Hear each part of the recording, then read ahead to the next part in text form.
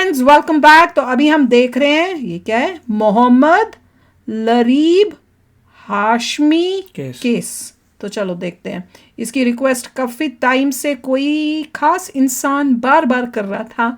अब कोशिश करेंगे कि ये लगा दें अगर कोई प्रॉब्लम नहीं होती, क्योंकि इन सारे टॉपिक्स में ना, क्योंकि हम यूएसए में हैं तो हमें बड़ी प्रॉब्लम होती है।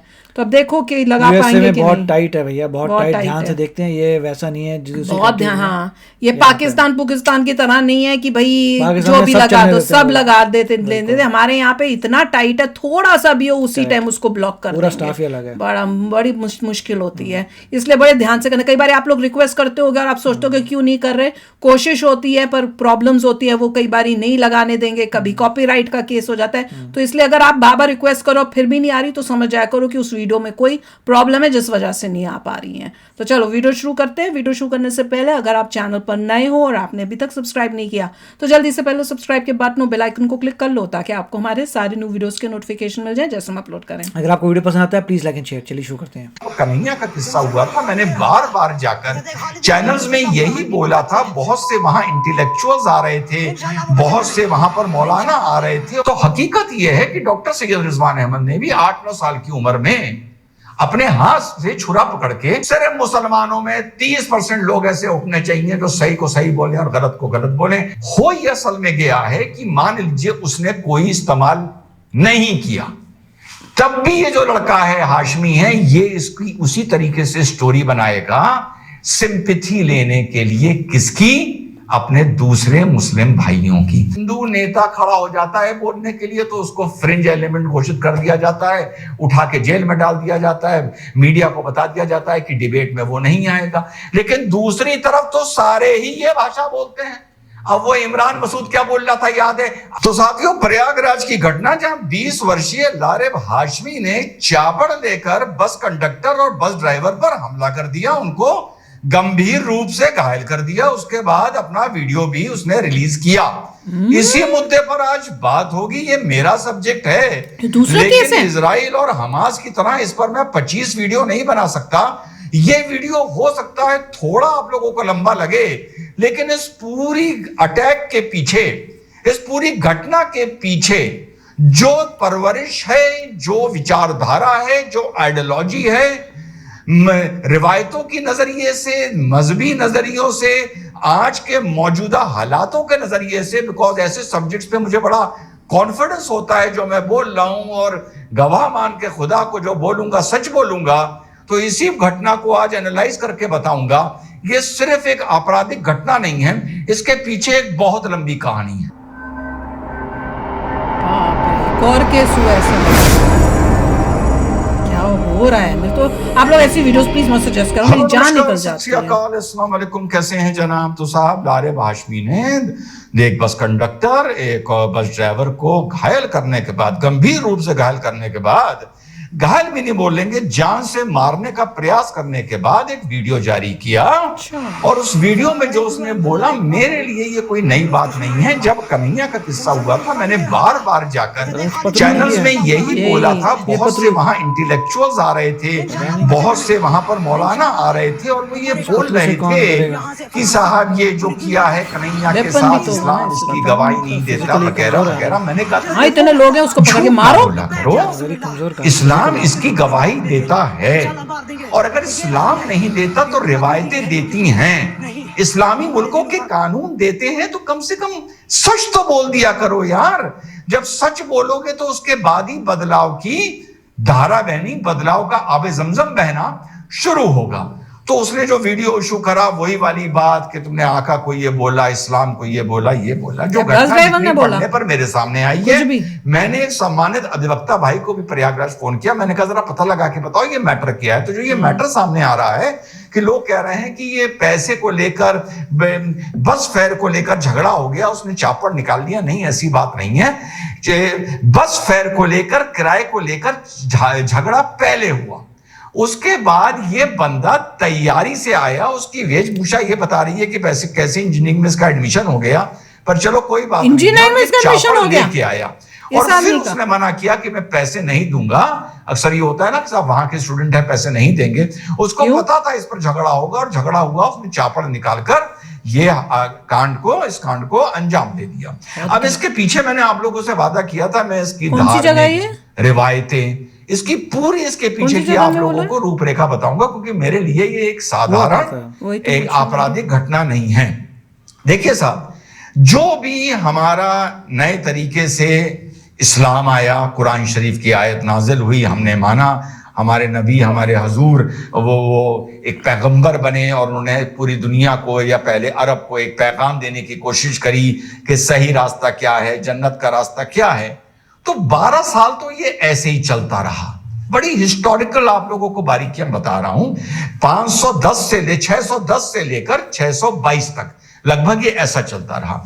622 के बाद जब हम एक बदलाव देखते हैं, वो हम ये देखते हैं कि उस टाइम जितना भी मुसलमान था उसके हाथ में तलवार आ गई, और ये चीज रियलाइज करी गई कि अपनी अकीदे को, अपनी मान्यता को बचाने के लिए तलवार जरूरी है। किससे बचाने और के उसके बाद इस्लाम के तुमको कौन अटैक आगे कर रहा है? फैलने में या इस्लाम के सरवाइव करने में बैटल ऑफ बद्र का बहुत इंपॉर्टेंट रोल है, जहां मुसलमानों ने यह माना कि हम बहुत कम थे, 330 के करीब थे, लेकिन हमारे साथ फरिश्ते भी लड़े, ये उन्होंने माना।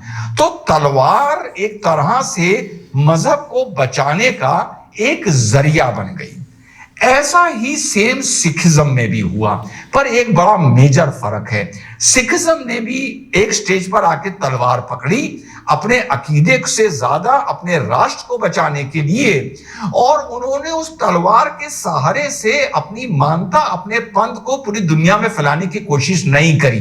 फर्क यह है कि मुसलमानों ने अरब पे जब पूरा इस्लाम फैल गया, वहां लगभग हर आदमी मुसलमान हो गया, तो जब अरब फोर्सेस ने बैजेंटाइन पर, पर्शिया पर, ससानियन एम्पायर की तरफ कूच किया, तो वो भी उन्होंने वो एक पॉलिटिकल, जियो पॉलिटिकल कूच था। एक जैसे राजा जो खलीफा हुआ करता था, उसको अपना क्षेत्रफल बढ़ाना था, क्योंकि इन क्षेत्रों में खुशहाली ज्यादा थी, पर जो अरब था वहां पर इतना पैसा, इतनी धन दौलत नहीं थी जितनी इन देशों में थी। तो इस तरह बहुत से राजाओं ने किया है, तो उनको भी करना चाहिए था, लेकिन उन्होंने इस पूरे एक्सपेंशन में तलवार का सहारा लिया, नारे तकबीर अल्लाह अकबर का सहारा लिया, और उन्होंने सहारा लिया ला इलाहा इल्लल्लाह मुहम्मद रसूलुल्लाह का, कि अल्लाह का पैगाम पहुंचाने के लिए हम पर्शिया पर, बैजेंटाइन एम्पायर पर, ससानियन एम्पायर पर अटैक कर रहे हैं, अल्लाह का पैगाम पहुंचाने के लिए। मतलब क्या था? अपने राष्ट्र, अपने देश को, अपने बॉर्डर्स को, अपने किंगडम के बॉर्डर्स को आगे फैलाने के लिए, और वहां की धन दौलत से अट्रैक्ट होके। अब लेकिन अरब्स की जितनी भी ट्राइब्स थी वो अलग अलग मान्यताओं से बटी हुई थी, भले सब कलमा पढ़ने लगी थी, तो उनको एक झंडे के नीचे लाना था। कैसे लाना था? ये कह के लाना था ला इलाहा इल्लल्लाह मुहम्मद रसूलुल्लाह और नारे तकबीर अल्लाह अकबर। हम मुसलमान और सामने वाला काफिर, सामने वाला गैर मुस्लिम, चलो इस्लाम फैलाएं। तो यहां से मुसलमान और तलवार का एक नाता जुड़ गया, जो बहुत आगे तक जुड़ा रहा, सिवाय इंडोनेशिया के। हर शहर से, हर देश से जुड़ा रहा, और सूफिज्म का भी जुड़ा रहा। ये दो तरीके थे इस्लाम को फैलाने के। अब जब हम इसको आगे देखते हैं तो कुरान शरीफ में बहुत सी ऐसी आयतें आती हैं, और इस्लामिक थियोलॉजी में ऐसी आयतें आती हैं कि अल्लाह ताला ये फरमा रहे हैं कि जो मेरी नाफरमानी करेगा, यानी अल्लाह का हुक्म नहीं मानेगा और हजूर मोहम्मद सल्लल्लाहु अलैहि वसल्लम को आखिरी नबी नहीं मानेगा, उन पर उनकी बोली बात पर ईमान नहीं लाएगा, वो सजा का पात्र होगा। अब सजा का पात्र उसको सजा अल्लाह मानेगा तो, और बंदों से कोई मतलब नहीं, या बंदे को भी देने का हक है उस आदमी को सजा। ये एक ओपन एंड क्वेश्चन था। लोगों ने इसको अपने अपने हिसाब से इंटरप्रेट कर लिया। 99.99% ने इसको इस तरह से इंटरप्रेट किया। ये तो सजा ही देना, क्या टेक्निक यूज की थी? और उसके बाद बहुत से ऐसे किस्से इस्लामिक हिस्ट्री में देखने को मिलते हैं, मॉडर्न हिस्ट्री में। आप अगर आप कन्हैया तक आ जाएं, इंडिपेंडेंस के टाइम, इंडिपेंडेंस से पहले के टाइम, कि किसी ने भी हमारे नबी पैगंबर मोहम्मद सल्लल्लाहु अलैहि वसल्लम की शान में कुछ गलत बोला तो उसका गला उतारना, उसको मारना, उन्होंने अपना एक दीनी जिम्मेदारी समझ ली लोगों ने। और ये किस्से दुनिया में बहुत हो चुके हैं, इसीलिए एज अ सोशल साइंटिस्ट ये मुझे सरप्राइज नहीं करते हैं। तो ये तो दो बातें हो गई रिवायत के नजरिए से और मजहबी रिवायत के नजरिए से। जो हम मुसलमानों में बकरीद के दिन जो कुर्बानी की रिवायत आई, राज है क्या? मेरा ये मानना है इसने कहीं ना कहीं मुस्लिम माइंड को चापर, छुरा, ब्लड, कटाई, इसके लिए ये सब चीजें एक आम मुस्लिम के लिए द न्यू नॉर्मल हो गई। क्योंकि ये मैं पहले भी बता चुका हूं कि ये एक मानता है कि भैया बच्चा 11-12 साल क्या हो गया भाई, इसके हाथ से कुर्बानी होनी चाहिए। ये तो मैंने नहीं होनी चाहिए, लेकिन भैया 13 पर तो होनी चाहिए। नहीं हो यार, प्राउड फील करते हैं लोग कि हमने करवाई है बच्चे से। तो छोटे देखिए, मैं बहुत सी बातें बड़ी जिम्मेदारी से हम बच्चों को बोलते हैं कि ऐसे कोई बुक्स में नहीं कोई पढ़े जिसमें थोड़ा सा भी वायलेंस हो और ये भैया मैं झूठ नहीं बोलूंगा। मैंने उस दिन क्या बोला, भैया मैंने 15 दिन पहले रेड मीट छोड़ा है, मैं इससे पहले नॉन वेजिटेरियन था। बोला ना, क्या सोच के बोला? मैंने यही सोच के बोला कि भाई ये चिकन है, ये है, वो है, ये मैं इस मारे नहीं खाता क्योंकि इनको बड़ी गंदी तरीके से रखा जाता है। लेकिन मैं नॉन वेजिटेरियन भी हूं, तो मैंने कहा चाहे आप इसको मेरा डबल स्टैंडर्ड मान लो, ये आपके मैं दरबार में सच बोलने आया हूं, आप मुझे जैसे इंटरप्रेट करो। तो हकीकत यह है कि डॉक्टर सैयद रिजवान अहमद ने भी 8-9 साल की उम्र में अपने हाथ से छुरा पकड़ के बकरा काटना कुर्बानी के टाइम पर शुरू कर दिया था, और एक नहीं पता नहीं कितने काट दिए। And I as a small child used to feel proud over it. मैं स्कूल जाके बताता था कि कल मैंने अपने हाथ से बकरा काटा है। मेरे फादर मुझे ये नहीं करने देते थे। जब हम मैके जाते थे मम्मी के, या हम जब अपने गांव वेस्टर्न यूपी जाते थे कभी कभी, तो वहां जब मौका मिल जाता था तो सब कहते थे चलो भैया करेंगे, चलो हम ही कर देते थे, हमारे भाई जबा कर देते थे।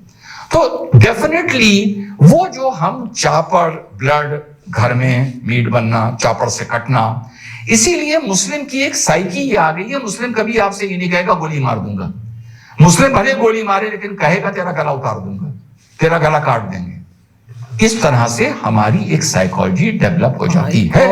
मेरे पास अपनी ही फैमिली के इसके केस स्टडी हैं, अपनी ही क्लोजेस्ट फैमिली के, कि हमारे यहां नई जनरेशन को, जिन लोगों को कुर्बानी से दूर रखा गया, कुर्बानी से दूर रखने का मतलब ये नहीं कि घरों में कुर्बानी होनी बंद कर दी या कहीं एक अलग जाके किसी जगह पर कुर्बानी करनी बंद कर दी, लेकिन जिन बच्चों से कहा गया नहीं बेटा आप कुर्बानी नहीं करेंगे, उनका जो नेचर है और जो टेम्परामेंट है, मैं अपने दूसरे फैमिली के बच्चों से अलग पाता हूं, जो ज्यादा अच्छे होंगे, दिल के अच्छे होंगे, अलग पाता हूं। किसी को हर्ट नहीं करना, किसी को दुख दर्द नहीं देना है, जो मैंने अपने खानदान में देखी है।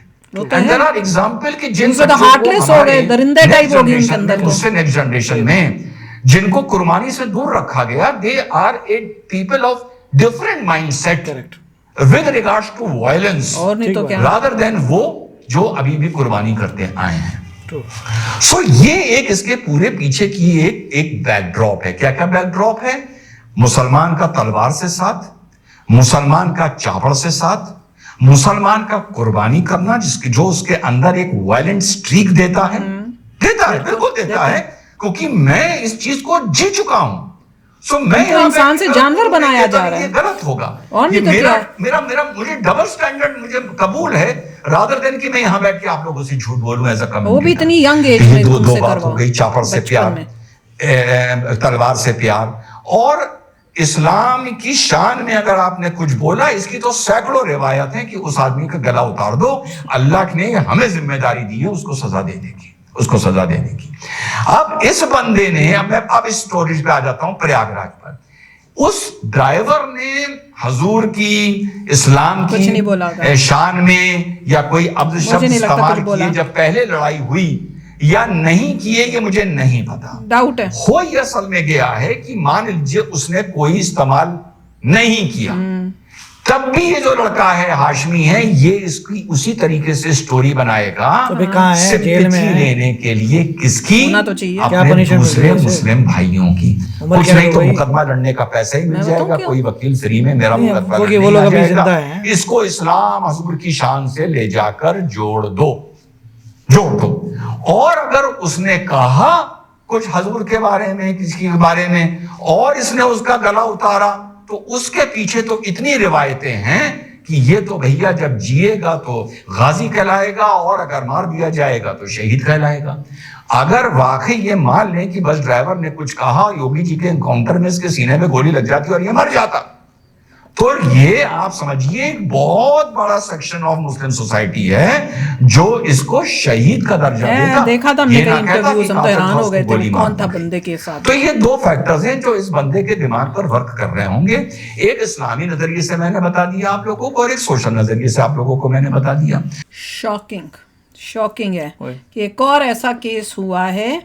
इससे और बताओ अलार्मिंग क्या सिचुएशन होगी अपने देश के लिए। देखिए मैं तो ये समझ नहीं आया, जो भी पतलू सा आदमी है चाहे लेके चला गया हो, बाकी दुनिया कहती पकड़ के मारे, मतलब जो तुम्हारे सामने पतलू सा छुरा लेके आ रहा है सीधा हैंडल कर देना चाहिए। आई डोंट नो से हैंडल क्यों नहीं कर पाए, या पहली हर्ट कर दिया होगा उससे पहले कि कोई उसको, या उसने सरप्राइज अटैक किया होगा, सरप्राइज होगा एकदम से, बिल्कुल पीछे कोई से रेडी नहीं होगा, कोई रेडी नहीं होगा तब कुछ किया होगा। अदरवाइज सामने आ जाए तो उसको नहीं, पब्लिक को इतना पब्लिक में अवेयरनेस होनी चाहिए कि ऐसी सिचुएशन हो तो भैया पूरा क्राउड उसके ऊपर चढ़ के लोगों में जो होता है जिनमें साइंस की नॉलेज नहीं है उनको बहुत सारे मिसकंसेप्शंस होते हैं अबाउट लाइफ। जैसे एग्जाम्पल होता है, मान लीजिए एक इंसान है, वो दिन रात डंड पेलता है, एक्सरसाइज करता है, बहुत ज़बरदस्त मसल्स हैं, बहुत स्ट्रांग है, तो ये थॉट कि उसका बच्चा जब पैदा होगा वो भी बहुत स्ट्रांग बनेगा इज टोटली रॉन्ग। ऐसा कुछ नहीं है जेनेटिक्स में, देयर इज नो कोरिलेशन, कुछ नहीं है जेनेटिक्स में।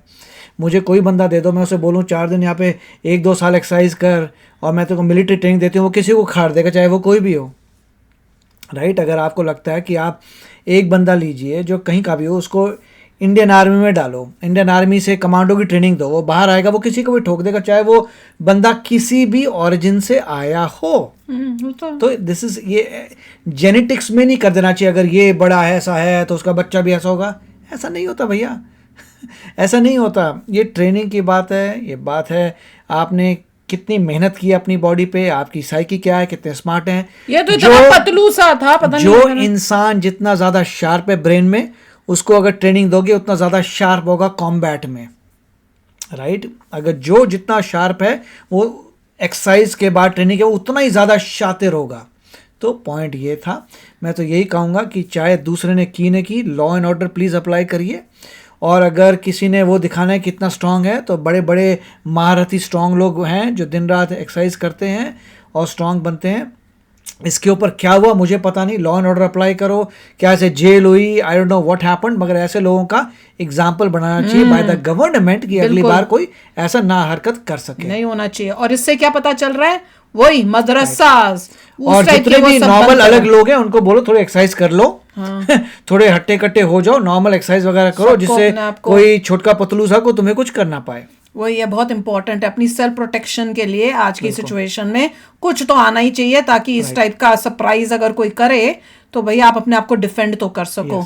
और शॉकिंग ये था, करने के बाद वीडियो भी बना रहा है जैसे पता नहीं क्या करके आया हो। ये इनके दिमाग ऐसे तो अच्छी बात है, वीडियो बना दिया, ब्रेन का कम थी, अब पुलिस को मिल गया उनका वीडियो, ले भैया जेल जा। I hope law and order ने उसको यूज किया होगा कि ले तूने तो कन्फेस ही कर दिया, चल भाई। बाप रे क्या होगा अपने देश का, मैं तो ये सोच रही हूँ। चलो आप भी शेयर करना अपने थॉट्स, चलते हैं, मिलेंगे नेक्स्ट वीडियो में बहुत ही जल्द। Till then take care and bye bye. तो अगर आप मेरे इस चैनल पे नए हो तो जल्दी से सब्सक्राइब के बटन को हिट करो और बेल आइकन को क्लिक करो, ताकि आपको मेरा जब नया वीडियो मैं लगाऊं आपको उसके बारे में जल्दी से पता चल जाए।